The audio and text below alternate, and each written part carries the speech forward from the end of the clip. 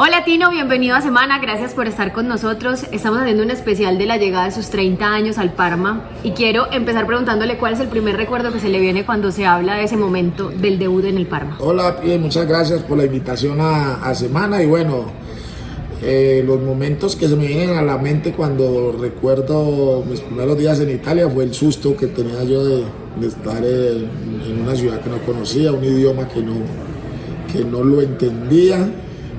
Y pues bueno, todo eso fue muy complicado porque para uno ir a un restaurante a ordenar comida o para ir a comprar sus cosas sin saber el idioma era muy difícil, pero al final pues con esfuerzo lo aprendimos y nos acostumbramos a estar en Italia y afortunadamente duré bastante por allá. La historia dice que su gol con el Cúcuta a Sergio Goycochea en el Campín le empieza a cambiar la vida, lo lleva a Atlético Nacional, semifinal de Copa Libertadores y al Preolímpico de Paraguay 92.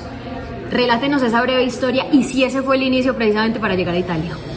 Sí, claro, el paso por el Cúcuta fue algo importantísimo en mi vida, en mi carrera deportiva, de mucho aprendizaje, de mucho agradecimiento por haber sido mi primer equipo aquí en Colombia, haber debutado en ese maravilloso club que me abrió las puertas. El primer partido fue contra Millonarios, pero fue en Ocaña.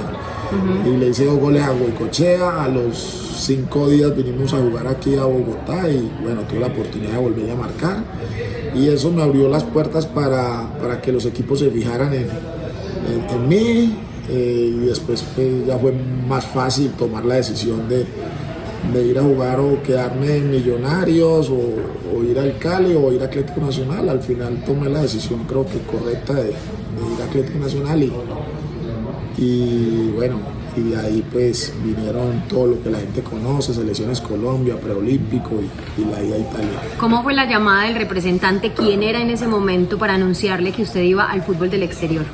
No, hubo muchos representantes que se me arrimaron. El primero fue Ricardo Huica, un uruguayo que trabaja con Paco Casal.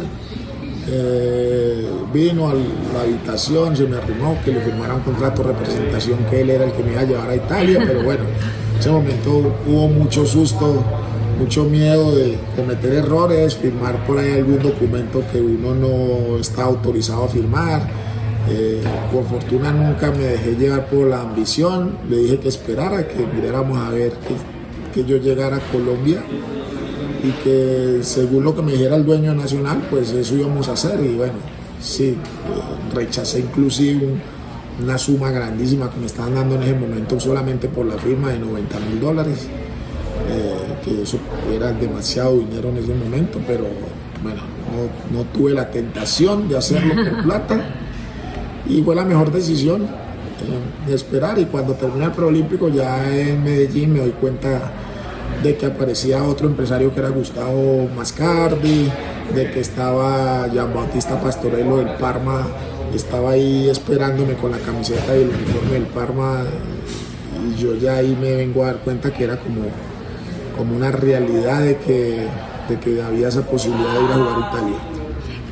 En el 92, ¿qué significaba para un chico de Tuluá jugar en Italia, el fútbol italiano? Usted nos contaba que con Aristi veían días anteriores lo que era el fútbol italiano en lo que eran los televisores de la época, pero ya esa realidad, ¿qué significaba? Pues cuando ya se da la posibilidad de jugar y que ya veo que se hizo realidad la ida mía a Italia, pues para mí fue una cosa realmente impresionante, fue algo de no creer, de concentrarme siempre en tratar de triunfar porque iba a representar no solamente a Faustina Asprilla sino al fútbol colombiano y tenía un significado muy grande encima. Entonces, como te dije antes, mucho nerviosismo, pero confiando en las cualidades y en las condiciones que yo tenía para jugar al fútbol y así fue. Creo que eso fue lo mejor porque pude desplegar y demostrar todo el potencial que yo tenía en las canchas italianas. Tino, el Parma fue un accidente, ¿no? Usted iba para otro equipo y ¿qué fue lo que pasó? ¿Podemos contar esa anécdota? Sí, fue extraño porque cuando yo hablo con Mascardi, ya por primera vez fue en Cali por teléfono, me dice que él ya tenía todo cuadrado para llevarme a la Fiorentina, a Italia. Entonces dije, uff, la Fiorentina. Ahí jugaba Batistuta y jugaba Dunga, que eran dos jugadores, uno de la selección Argentina, el otro de la selección Brasil, jugadores importantes. Yo dije, bueno, será lindo hacer dupla con el Bati. Cuando agarramos el vuelo de Bogotá a Roma, resulta que yo llego a Roma y ya no, Mascardi me estaba esperando allá. Y cuando llego le digo, Mascardi, ¿para dónde vamos? Me dijo, ya la verdad no tengo ni idea porque se cayó lo de la Fiorentina.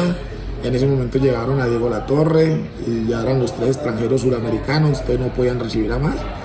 Y ahí el Parma aprovechó la posibilidad y llamaron y dijeron, no, tráiganlo acá, que aquí tenemos 2 extranjeros y llego a Parma, y eso es tener suerte porque hoy en día vivo muy agradecido de haber pasado por esa ciudad tan maravillosa y con todos los amigos que tengo allá. Entonces fue muy lindo haber podido vivir en Parma. Recibimiento, hinchada, equipo, jugadores, técnico, vestuario, ¿cómo fue ese ambiente, Tino? No, con mucha timidez al principio porque en realidad era tímido, no hablaba con nadie, siempre era pegado como a Tafarel, como a Sergio Berti, que eran los suramericanos de ese momento conmigo. Entonces y ellos entendían y hablaban muy bien el italiano, entonces era como que yo todo lo hacía al lado de ellos. Después, cuando ya fui aprendiendo el idioma, fui teniendo más confianza, me hice amigo ya de Marco Ocio, de Gigi Apoloni, ya me hice amigo de Ben Arrigo. Pues ahí fue cambiando todo y cada vez con más confianza me fui soltando más. ¿Cómo fue ese partido contra Iván René Valenciano, contra el Atalanta? 2 colombianos enfrentándose, el vestuario, el calentamiento, ¿cómo fue eso? Eso fue muy lindo, pero porque sí, creo que fue el primero o segundo partido del campeonato italiano, nos tocó el Atalanta, un partido que empataba 1-1. Yo jugué de titular, Valenciano creo que entró en el segundo tiempo, pero sí, lo mejor fue después del partido porque yo ese día me quedo en Bérgamo y voy a la casa de Valenciano y nos quedamos ahí charlando, y al otro día salgo para Parma, pero haber enfrentado a Iván René en Italia y los primeros partidos, porque nos tocó a los 2 abrir camino allá, pues eso es un recuerdo muy lindo. ¿Cómo fue el primer gol, Tino? ¿Se acuerda? ¿No lo puede describir? El primer gol fue contra el Udinese, una pelota de zurda donde nosotros ganamos al Udinese 2-0, en ese momento vamos ganando 1-0 y un balón que me queda fuera del área, donde hago un toque ahí con Sandro Meli y saco un disparo de zurda abajo y la clavo en el ángulo, y bueno, ese fue mi primer gol en el calcio italiano. Usted le quitó un invicto al Milan de 58 fechas, con ese gol ganaron y le quitan ese invicto. ¿Ese fue el mejor gol o cuál fue el mejor gol que marcó con el Parma el Tino? No, lo que pasa es que los goles, como dicen por ahí, son amores, entonces uno los recuerda, todos los goles de uno son importantes, pero eso fue uno de los goles más importantes, no solamente mío, sino de la historia del Parma, porque hacerle un gol al Milan en esa época era muy complicado, era casi que imposible, y bueno, con ese gol le ganamos y le quitamos el invicto a 58 fechas, y es algo muy lindo que va a quedar por siempre en el recuerdo, porque que un equipo hoy en día llegue a 58 fechas de invicto, eso es ganar un campeonato y medio sin perder un partido, pues eso es demasiado. Hoy en día es muy difícil que un equipo logre eso. 3 anécdotas cortas. La primera, ¿cómo se comió el papelito de las multas? ¿Cómo fue eso?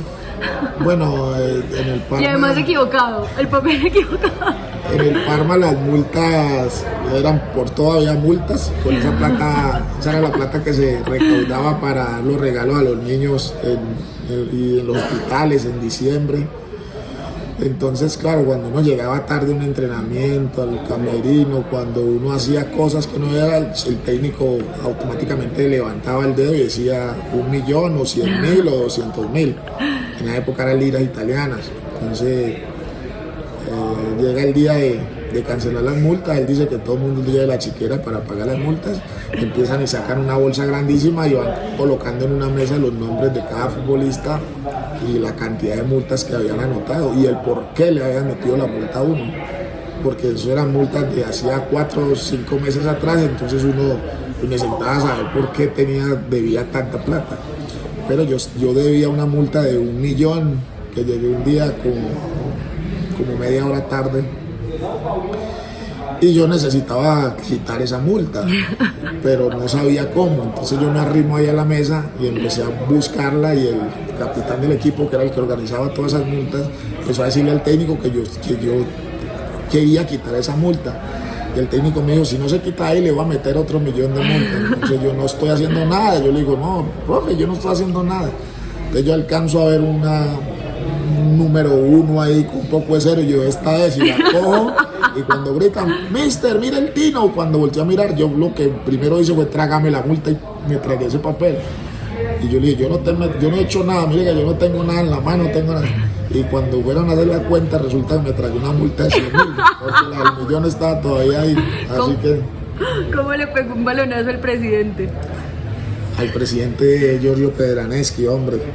Pues, ¿cómo le parece que estamos? Qué pena, Sí, Tino. estamos afuera, estamos peloteando, estamos pateando el arco, y el presidente llegó, parqueó su auto detrás de una de las porterías donde estábamos pateando. Entonces yo, como yo todo lo que hacía en el Parma con mis compañeros eran de apuestas, apuesto 1 millón a que le pego al palo, ¡pum!